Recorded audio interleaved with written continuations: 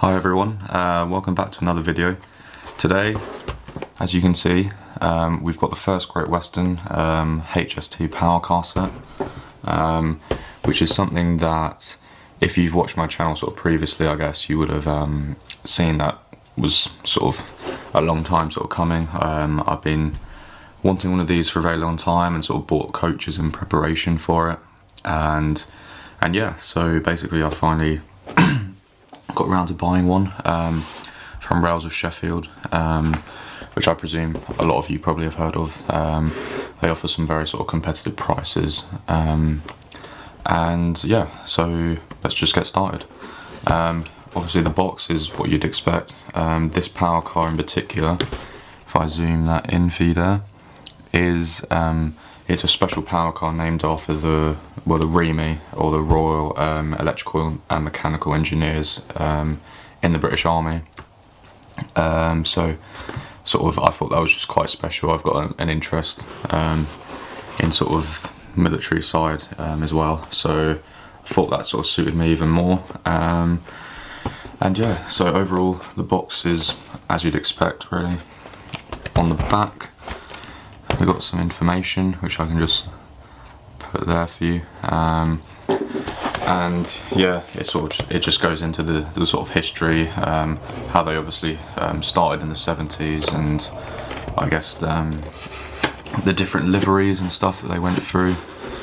But yeah, without any further ado, let's go ahead and open the box.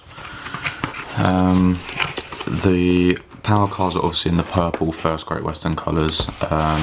I know that Great Western Railway are currently in a sort of, I guess, I'm not sure if they're sort of in a transformation period in terms of their livery. A lot of them are more turning to the Great Western Green, such as the Class 57, which I reviewed a few weeks ago.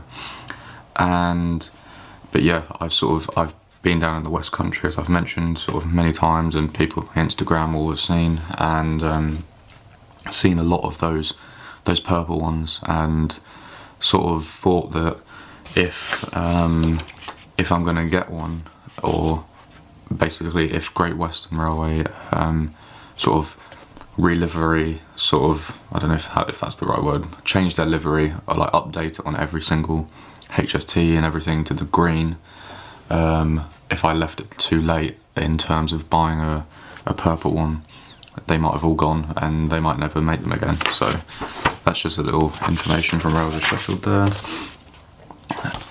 We've got the standard easy sort of manual there, just about fitting decoders, how to take the body off, where to oil, and yeah, pretty sort of standard stuff. Obviously they do mention there about the sound decoder if you wish to put one in, and at some stage I would like to do that, but at the moment I sort of don't have the time or the money really. So if I take this out here, we've obviously got this style of packaging here, so I'll just turn the camera off for a minute and get them all out of the packaging easily. Okay, so here are the sort of power cars out. Excuse the sort of mess behind, but yeah, this is the actual engine sort of power car, the one that actually works, and you can see the sort of nameplate down there. And I have to say, I'm really sort of a fan of this finish. I think the sort of purple, I don't know, I think it's just the simplicity of it really, with the little sort of pinstripe that follows all the way down the coaches. I just really sort of like the sort of simplicity of it, but the sort of, I don't know, the colour, like when you see these in real life, you don't normally see too many sort of just bright purple trains going through the country, so I'm quite a fan of that.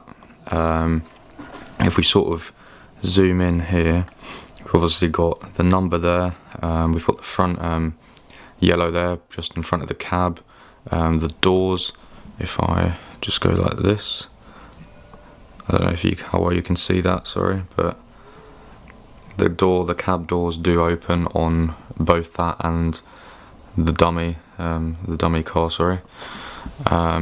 We've got a lot of detail down here on the sort of bogies, front and rear. which, thinking back to my Virgin HST, I'm not 100% sure if it even has this much sort of detail on the undercarriage, but I will probably do a sort of comparison video between the two. Oh, sorry, if I just come under the front there, you see we've got the first livery there, and that little square under that little sort of square that it's in, I believe is, in real life, it sort of splits in half and folds up, and then sort of there's a hidden coupling under there, just in case like the HST has to be sort of shunted anywhere. Like you see sort of photos down at the depot in Plymouth, I believe it is, where they've got like class 08s or something shunting these around, and that sort of front little square there is sort of fully folded up, and yeah, it sort of reveals a little coupling under there. So yeah, we've got all this sort of nice detail under here, the detail all here around the door area, the handrails going up. On the top we've got the heat shield thing, along with all the vents, fans, exhausts, everything all on the top. This heat shield, I'm not 100% sure the reason, but it does appear on sort of the first Great Western HSTs, the East Midlands ones, maybe the cross country ones as well. I'm not 100% sure about them, but for some reason they're not on the Virgin ones. Now, I'm not 100% sure. I really honestly don't know the reason behind that, but I think I'm going to look into that and see. It's not a big deal really, it's just sort of more out of curiosity, just the sort of reasoning. We've got all the tanks under here, with all this little detail as well, which is stuff that off the top of my head I can't remember if it's on my HST or not. I'm not at home at the moment. I'm up at uni, so I can't really do a direct comparison at the moment. But yeah, sort of we've got this very sort of nice, just simple sort of just purple livery that follows all the way up onto the top, which I'm not 100% sure if that's accurate or not. From sort of just vague memory, I have a feeling that the top of these, sort of this bit, maybe not around the sort of edge, but definitely once it gets right to the top, I have a feeling that's actually black in reality.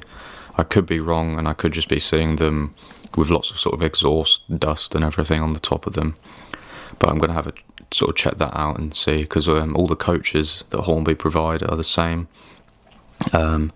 So yeah, I don't know if that's just if that's actually what they're like, but I just have a feeling off the top of my head that they might be black on the roof now. But this model and all the sort of purple Hornby sort of Great Western models are quite a few years old now, because they're obviously coming out with the green HST at the end of this year, which I'm looking forward to seeing. Got these the big sort of vents and everything here. We've got the nameplate, which I mentioned before, which isn't sort of etched or like embossed out of the body. It's just sort of a decal on the side. We've got the nice little writing down there. We've got the rear large entrance door here. The second rear bogie with obviously, the same amount of detail as the front, with all the springs and dampers and everything like that, all the suspension and the steps going up there. And this is where we get to the rear sort of coupling and the rear section. And if I turn it around this way a bit, we get a sort of a bit of a better view. And yeah, so here's the rear of it. We've obviously got the sort of the rear door here, and the sort of section that would obviously attach to the Mark III coaches, which I've got at home. Just some nice little warning and class stickers down there. Like the detail on these little stickers, I don't know how well my camera will actually be able to focus. Basically, you can read all the tiny little numbers and all the little danger signs and everything. So I'm definitely impressed by that. I'm not saying that I'm not impressed with the rest. I'm just very, very impressed sort of overall, really. Yeah, so I'm really sort of pleased with the finish on these. I really like the fact that I see a lot of them in real life, and sort of I'm just looking forward to putting them on my layout, really. Sort of sort of avid followers, I guess, will sort of have known that I've been starting to collect a lot more first Great Western stuff, and this is going to make a great addition to the fleet at the moment. Unfortunately, as I mentioned earlier, I don't have access to my layout at the moment, so I can't do a running video as of yet, but there'll definitely be one of those coming in the near future, next few weeks. And yeah, so thank you for watching. I hope you sort of enjoyed this. It's just been a sort of quick unboxing. Overall, very, very pleased with the finish. The detail on them is very good. As people probably know, Hornby prices are quite expensive, so it's taken me quite a while to actually be able to sort of have enough to actually fork out and get this, but it's something that I've really wanted to do. As I've mentioned, all the sort of liveries seem to be changing to green, so I sort of, in case Hornby then never sort of produced a purple sort of HST again, I really wanted to get in there and get one, especially with this sort of significance of it being this one. So yeah, thanks for watching. Hope you enjoyed. Any questions, feel free to sort of message me on whatever sort of social media platform you prefer. And yeah, I'll see you in the next running video.